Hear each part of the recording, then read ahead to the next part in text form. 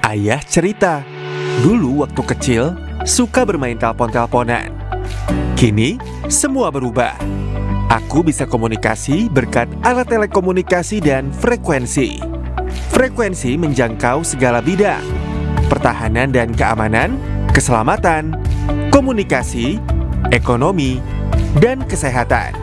Ayo, bijak manfaatkan spektrum frekuensi radio. Gunakan perangkat telekomunikasi tersertifikasi.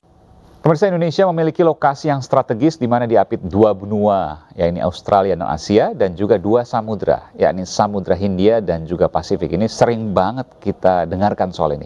Kondisi ini membuat Indonesia sebagai salah satu negara yang paling berpotensi mengalami gangguan keamanan dan juga ketahanan negara. Untuk itu Indonesia perlu memiliki sistem monitoring frekuensi radio guna mengawasi penggunaan spektrum frekuensi demi menjaga keutuhan NKRI. Untuk membahas hal itu, sudah bersama kami di studio Bapak Ismail, Direktur Jenderal atau Dirjen Sumber Daya dan Perangkat Pos dan Informatika Kementerian Komunikasi dan Informatika, Kominfo. Selamat siang Pak Ismail. Selamat siang, Iya. Mas Eman. Ini kalau kita bicara Pak Ismail, Iya. ini soal geopolitik, Iya. kondisi di kanan, kiri, atas, bawah kita. Iya. Ada ketegangan sekarang antara katakanlah Cina dengan beberapa negara ASEAN seperti Vietnam, Iya. Filipina. Iya. Ada pengaruhnya terhadap Indonesia Pak terkait dengan frekuensi? Iya. Ya, pengaruh tidak langsung pasti ada ya. Karena apa? Karena spektrum frekuensi ini kan dimanfaatkan untuk menggunakan sistem-sistem termasuk sistem pertahanan keamanan. Jadi wilayah NKRI yang berada pada posisi yang sangat strategis tadi ini dilalu lintasi oleh begitu banyak alat-alat pertahanan keamanan negara gitu ya. Kapal perang, kemudian pesawat tempur dan sebagainya yang sangat mungkin melintas di Republik Indonesia. Oke, apa efek itu Pak? Misalnya kapal perang, pesawat tempur, makin banyak sekarang Pak. Iya. Amerika datang, Cina juga keliling-keliling, tadinya 9 garis putih khusus atau 9 dash line, sekarang menjadi 12. Dan semakin mendekat ke Indonesia, betul ya Pak? Iya betul. Cuman kalau di kami di Kementerian Kominfo ini kan fokusnya ini Mas Eman, artinya menjaga kedaulatan ruang digital Indonesia, khususnya di spektrum frekuensi gitu. Karena spektrum frekuensi radio itu tidak berbatas negara ya, dia borderless, dia udara gitu. Jadi sulit untuk menentukan yurisdiksi batas-batas negara. Oke. Jadi bisa lintas negara. Bisa lintas negara. Oleh karena itu spektrum frekuensi radio itu diaturnya oleh lembaga internasional, namanya International Telecommunication Union (ITU). Seluruh negara harus comply dan follow aturan internasional. Oke. Nah, kita berbatasan langsung dengan Malaysia, dengan Brunei, dengan Singapura. Itu adalah negara-negara yang berbatasan langsung dan wilayah kita sangat dekat. Secara geografis atau jarak ini memungkinkan sistem telekomunikasi itu saling berseberangan.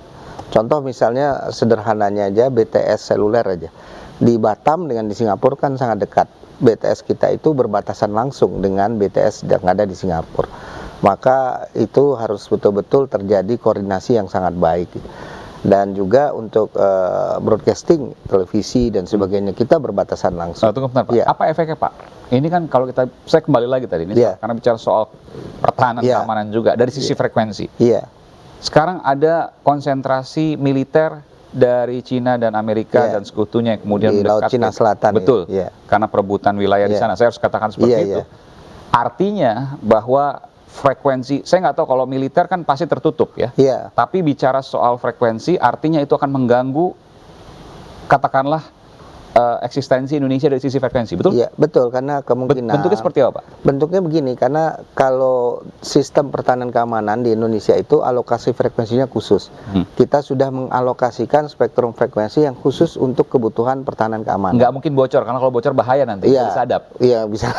Itu alat teman-teman TNI, Kemenhan dan sebagainya sudah memiliki sistem yang menurut saya cukup canggih lah ya untuk menjaga kebocoran dan sebagainya. Isunya adalah bagaimana dengan frekuensi pertahanan keamanan negara lain yang melintas kita.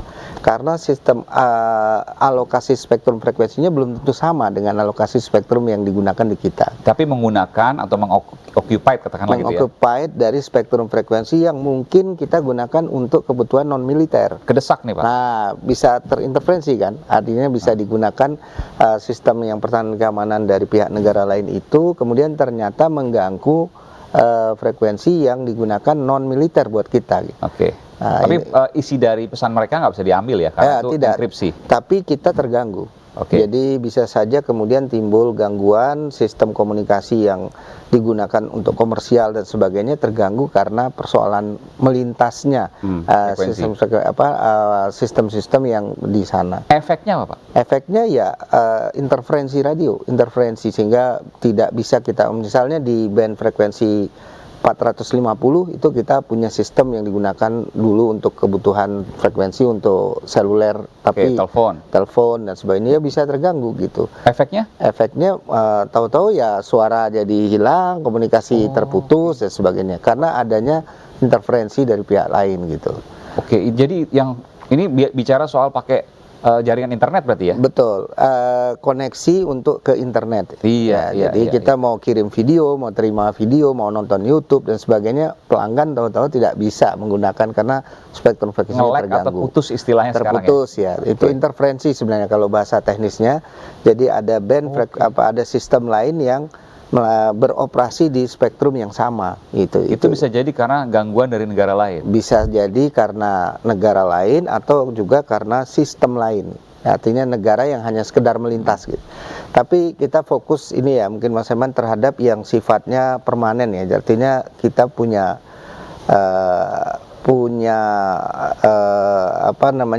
periodic schedule untuk harmonisasi spektrum ini terhadap negara-negara tetangga ya. Karena ini yang kita anggap permanen. Jadi ada dua isu. Jadi yang gangguan yang permanen karena negara kita sangat berdekatan. Isu kedua adalah karena adanya perlintasan perangkat atau sistem yang perlintasannya hanya sesaat, tapi itu bisa mengganggu juga. Tapi kalau bicara seperti ini kan artinya material dari negara lain masuk ke negara kita. Ini kan bicara kedaulatan, Pak. Iya, hal yang sama juga terjadi dengan kita kalau ke sana gitu. Jadi untuk misalnya di Batam gitu, frekuensi yang terjadi kebocoran dari Singapura bisa ke kita, kita juga bisa membocori Singapura. Ya, artinya itu potensi itu bisa terjadi sama-sama. Oleh karena itu kita harus duduk bareng. Ada forum koordinasi untuk itu, untuk kita menjaga spektrum frekuensi ini digunakan untuk apa, powernya berapa dan sebagainya, itu harus selalu kita komunikasikan. Ini kan supaya juga pemirsa juga paham juga. Artinya apa sih bahayanya kalau seandainya soal frekuensi ini bisa bocor ke negara lain? Iya. Karena kalau disadap kan beda ya. Iya. Karena menggunakan enkripsi dan lain sebagainya. Tapi apa bahayanya? Ini istilah apa ruginya untuk masyarakat? Gitu? Istilah bocornya kita harus bedakan dua ya. Artinya gangguannya terhadap sistem bukan terhadap konten. Ini dua isu yang berbeda gitu. Sistem saling mengganggu, tapi konten tidak bisa saling dibaca, itu bisa terjadi. Kita bocor itu bukan berarti bocor kontennya, tapi yang bocor itu sinyal spektrum yang mengganggu sistem yang lain. Misalnya di kita sekarang menggunakan untuk broadcasting, ternyata band spektrum yang sama ini sekarang digunakan untuk seluler di negara lain. Maka yang terjadi kemudian siaran komunikasi seluler di negara lain itu tidak bisa karena kita menggunakan televisi misalnya. Contoh ini kita kan baru saja selesai melakukan migrasi TV digital ya. Analog switch off. Jadi sebelumnya kita itu menggunakan band frekuensi 700 itu full digunakan untuk televisi. Nah, itu kita gunakan untuk sistem televisi analog yang digunakan oleh stasiun televisi di Indonesia. Tapi sebelum kita menyelesaikan ASO itu, negara lain, Malaysia dan Singapura itu sudah bermigrasi. Sistem di band 700 itu sebagian sudah digunakan oleh seluler mereka. Maka kita minta excuse ke mereka, minta waktu. Karena apa? Karena kita sedang melakukan proses migrasi dari analog ke digital ini. Band 700 yang digunakan seluler di sana, kita minta waktu untuk dilakukan penundaan. Karena apa? Karena kita sedang berproses. Wasitnya itu internasional. Jadi koordinasi antara kita dengan antar negara Singapura, Malaysia dan sebagainya itu tentu kita akan follow international standard. Jadi frekuensi ini oleh dunia sudah ditetapkan untuk apa? Karena itu sudah digunakan untuk TV digital, maka yang analog tadi sebagian terjadi penghematan yang namanya digital dividend terhadap spektrum itu. Nah, efeknya kalau ini kan udah mulai dirapikan. Iya. Termasuk nih TV kemarin juga banyak yang harus, ini saya nggak bisa nonton TV lagi, harus beli set top box atau ganti TV misalnya. Nah, tapi kemudian sekarang ini sudah mulai dirapikan. Seluruh Indonesia sekarang sudah menggunakan frekuensi digital. Apa manfaat positif untuk masyarakat Indonesia dari situ dan bagaimana kemudian pengawasannya terkait dengan penggunaan frekuensi yang bocor? Nanti Pak jangan jawab dulu. Saya akan kembali sesaat lagi pemirsa, tetap bersama kami di iNews Siang.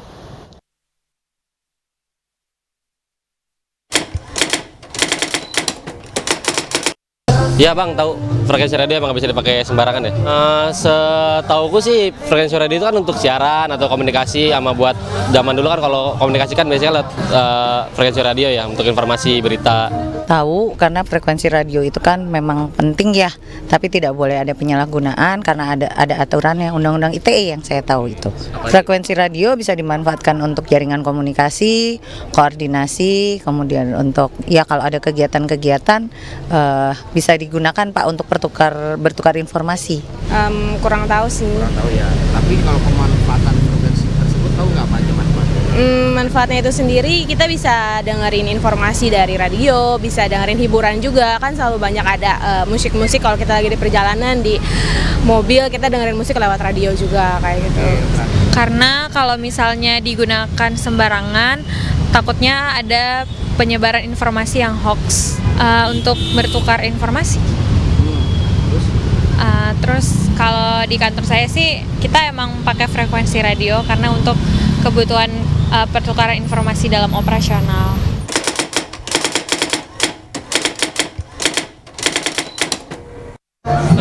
Kalau misalnya, setahu ya kalau frekuensi radio disalahgunakan tuh kan bisa noise juga ya kalau ketabrakan frekuensi atau nanti bisa jadi gangguan-gangguan komunikasi lah. Setahu sih gitu sih bang. Tahu bisa terjadi hoaks, kemudian informasi yang rahasia bisa tersebar kemana-mana Pak, bisa disalahgunakan oleh orang-orang yang tidak berkepentingan dan punya tujuan tertentu terhadap informasi di kita lah Pak, di dalam negeri kayak gitu. Kalau ada penyalahgunaan frekuensi sih biasanya kita bisa jadi nangkep yang enggak. Misalnya kita nangkep hoax, terus juga kita dapetin misinformation sih kayak gitu. Kalau disalahgunain, yang pertama salah untuk menyebarluaskan informasi. Terus yang kedua bisa dipakai selain ya hoax sih, ya kan? Hoax ya. Iya, hoax. Terima kasih ya. Ya. Masih kembali bersama saya Aiman Wicaksono, saya bersama dengan Pak Ismail, Direktur Jenderal Sumber Daya dan Perangkat Pos dan Informatika, Kementerian Komunikasi dan Informatika Kominfo. Pak Ismail, panjang juga nih title-nya Pak. Tadi kita lihat barusan bahwa saya coba untuk kemudian teman-teman untuk melihat bagaimana kemudian masyarakat tahu nggak sih soal frekuensi ini yang ada pengaturannya, bahaya dan sebagainya. Ternyata banyak yang nggak tahu Pak. Apa efeknya itu Pak? Spektrum frekuensi radio ini kan sumber daya alam terbatas yang berbeda seperti kayak mineral, mining, minyak dan sebagainya itu sumber daya alam. Dia intangible, tidak kelihatan, maka perlu penjelasan. Jadi spektrum frekuensi radio itu membutuhkan manajemen. Manajemen itu dari sejak proses perencanaannya, penetapannya, perizinannya dan pengawasan pengendalian. Itu keseluruhan manajemen spektrum frekuensi itu harus kita kelola dengan baik. Dalam hal ini oleh Ditjen CPPI Kementerian Kominfo. Saya kembali tadi Pak diskusi kita Mas Iman bahwa manfaatnya apa kalau spektrum frekuensi ini bisa dikelola dengan baik? Karena apa? Karena spektrum frekuensi ini pertama adalah sumber daya alam yang sangat penting buat kebutuhan nasional. Dia sumber daya alam Pak ya? Betul, sumber daya alam terbatas namanya. Orang mikir kan sumber daya alam itu ya tambang, batu bara, minyak. Ini frekuensi adalah sumber daya alam. Dan ini manfaatnya pertama adalah untuk kesejahteraan rakyat karena ini membantu perekonomian nasional. Oh, jadi frekuensi bisa membantu peningkatan kesejahteraan rakyat. Rakyat yang tadinya mungkin susah untuk cari kerja, untuk dapat mendapatkan hasil sekarang lebih gampang dengan frekuensi. Gimana Iya, penjelasannya, karena begini, karena misalnya sistem komunikasi di Indonesia itu lebih dari 90% masyarakat itu sekarang konektivitasnya itu tergantung pada mobile communication. Oke. Mobile communication itu jantungnya adalah spektrum frekuensi radio. Tidak mungkin cellular communication itu bisa beroperasi dengan baik tanpa ketersediaan spektrum frekuensi yang cukup dan bebas. Dalam artian tidak terganggu. Jadi otomatis produktivitas masyarakat terganggu sangat bergantung pada mobile communication yang mobile communication itu sangat tergantung pada spektrum frekuensi Jadi radio. misalnya lagi jualan online di sebuah marketplace nih, betul buka sekali. pasar, UMKM segala macam, jualan sepatu dan lain sebagainya. Tiba-tiba putus terus jaringannya. Itu bukan, mereka pasti kan marah-marah. Ini apa? Gimana sih providernya mungkin disalahin? Ternyata belum tentu providernya, tapi bisa jadi karena ada bocoran frekuensi dari negara lain atau dari yang lain untuk masuk ke situ. Betul. Jadi spektrum frekuensi itu adalah urat nadi dari spektrum dari cellular communication. Seluruh operator telekomunikasi, operator seluler itu sangat membutuhkan spektrum frekuensi yang lebar, yang cukup dan aman dari gangguan. Itu kuncinya, karena kalau tidak maka ya komunikasi kita akan terganggu. Tidak hanya untuk ke masalah kesejahteraan ekonomi, tapi juga tadi kita kembali ke masalah pertahanan keamanan, masalah kebencanaan, masalah penerbangan, pelayaran dan sebagainya. Itu semua sangat tergantung pada spektrum frekuensi gitu. Kalau kebencanaan misalnya, soal early warning system, Iya. Jadi, apa yang terjadi ketika itu terganggu frekuensinya? Jadi kalau misalnya rekan-rekan BMKG itu mendapatkan mendeteksi adanya gempa bumi yang sangat besar yang berpotensi tsunami, waktunya itu sangat singkat untuk memberikan informasi kepada masyarakat bahwa ini berpotensi tsunami. Dari mulai 5-10 menit sampai setengah jam, sangat sampai 1 singkat. jam. Nggak mungkin, bahkan itu ordernya menit. Jadi untuk seperti itu maka mereka semua menggunakan deteksi dari potensi tsunami itu menggunakan spektrum frekuensi. Jadi dia menempatkan sensor-sensor di tengah laut dan sebagainya. Itu laporan dari sensor-sensor itu ke pusat bencana nasional itu dilakukan menggunakan spektrum frekuensi. Nah, ya, Anda bisa bayangkan kalau kemudian perangkat ini terganggu, maka tentu informasi ke masyarakat bahwa ini berpotensi tsunami juga akan terlambat. Ini suatu hal yang sangat krusial yang sebenarnya tidak diketahui masyarakat, yang selama ini kami monitor 24 jam. 24 jam di seluruh Indonesia. Di seluruh Indonesia, 7 hari seminggu 24 jam itu adalah fungsi kami untuk melakukan monitor agar perangkat-perangkat yang sensitif itu tidak terganggu. Karena kalau enggak ratusan atau bahkan ribuan nyawa yang terganggu, yang berpotensi menjadi masalah ya gitu. Oleh karena itu spektrum frekuensi radio ini sumber daya alam yang sangat krusial, yang sangat penting, isunya untuk kesejahteraan masyarakat, untuk keamanan, keselamatan, pertahanan negara dan sebagainya. Oke. Kalau seandainya di dalam negeri kan bisa kita kemudian melakukan proses hukum. Kalau ini militer negara asing, kalau ini kepentingan negara asing yang kemudian juga masuk ke kita, bagaimana kita melakukan penegakan hukumnya? Kita itu ada koordinasi yang intensif ya dengan teman-teman dari Kementerian Luar Negeri, kemudian dengan Kemenhan, dan juga dikoordinasi oleh Menko Polhukam. Jadi kita sudah punya forum di Menko Polhukam untuk menyampaikan isu-isu apabila ada gangguan dari militer negara lain gitu. Jadi disitulah saluran diplomatik kita gunakan untuk mengingatkan kalau spektrum frekuensi radio itu mengganggu sistem kita gitu. Memang caranya bukan urusan sanksi penegakan hukum dalam arti ngobrol, pengadilan. diplomasi. Ada diplomatik, saluran diplomasi yang kita lakukan. Pernah lakukan seperti itu, Pak? Sering. Jadi komunikasi kita dengan teman-teman Kemenlu untuk memberikan informasi. Bahkan kalau dari negara lain juga akan memasang alat komunikasi sebagai VSAT dan sebagainya yang kaitannya dari kedutaan besar masing-masing selalu melalui kami itu. Saluran komunikasi. Itu yang kalau di atasnya ATM itu yang yang langsung ke satelit. Jadi kan mereka membuat sistem yang anti sadap dan sebagainya dari kedutaan besar mereka ke headquarter, ke negara asal, maka mereka akan memasang alat telekomunikasi dan umumnya itu menggunakan spektrum frekuensi gitu. Yang sering masuk secara ilegal, boleh nggak Pak sebutin negaranya? Wah, saya nggak bisa sebut negara ya, tapi kami menganggap berpotensi positif karena selalu mereka juga paham bahwa ini aturan internasional. Di negara kita, di negara asalnya pun mereka, KBRI kita juga mungkin memasang alat yang sama. Jadi kita memiliki reciprocal treatment lah untuk yang seperti itu.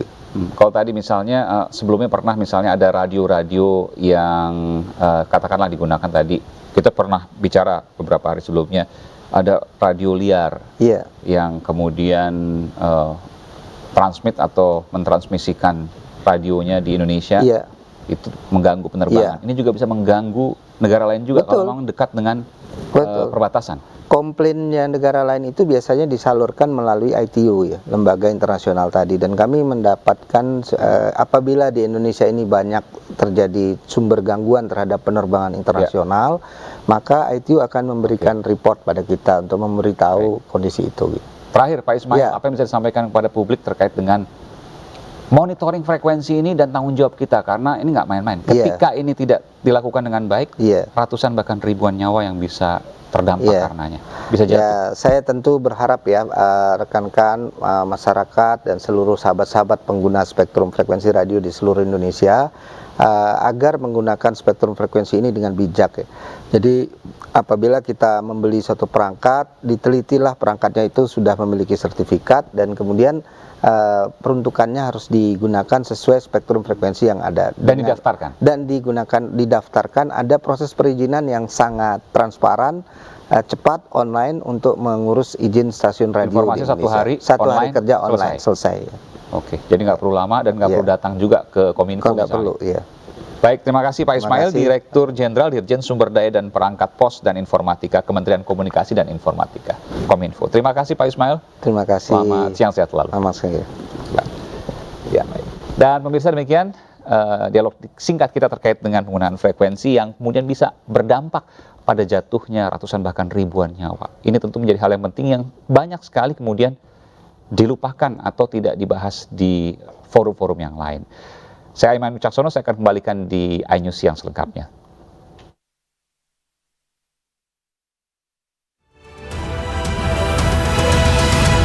Dipersembahkan oleh